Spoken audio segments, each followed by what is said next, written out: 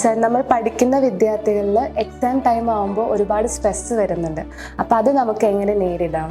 കുട്ടികൾക്ക്, നമുക്ക് കൗമാരപ്രായക്കാർക്ക്, children, adolescence, college students എല്ലാവർക്കും ഇതൊരു വിഷയം തന്നെയാണ് എക്സാം സ്ട്രെസ്.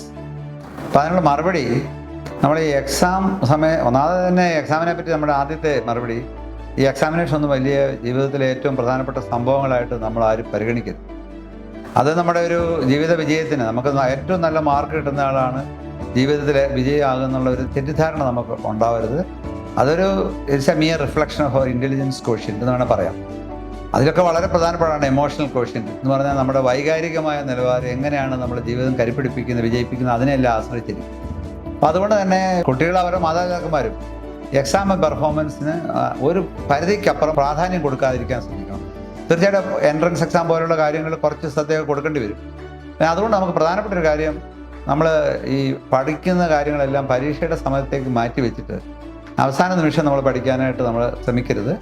ഒരു പഠനക്രമം, ഒരു കൃത്യമായ ടൈം ടേബിൾ വെച്ച്, എൻ്റെ നിർദ്ദേശം study not for marks but study for gaining knowledge. അപ്പോൾ അത് വളരെ വ്യത്യാസങ്ങളുണ്ടാകും. നമ്മൾ കാര്യങ്ങൾ അറിയാൻ വേണ്ടിയുള്ള നമ്മുടെ പഠനം നമ്മുടെ തലച്ചോറിലും ബ്രെയിനിലും അത് വളരെ ഇംപ്രിൻറ്റ് ചെയ്ത് അവിടെ ഇരിക്കും. ആ രീതിയിലുള്ള ക്രമമായ ഒരു പഠനക്രമം നമ്മൾ അനുഷ്ഠിക്കണം. പരീക്ഷയുടെ സമയത്ത് നമ്മളൊന്ന് റിവൈസ് ചെയ്യേണ്ടി വരും. അപ്പോൾ നമുക്ക് സ്ട്രെസ് വളരെ കുറയ്ക്കാനായിട്ട് സാധിക്കും.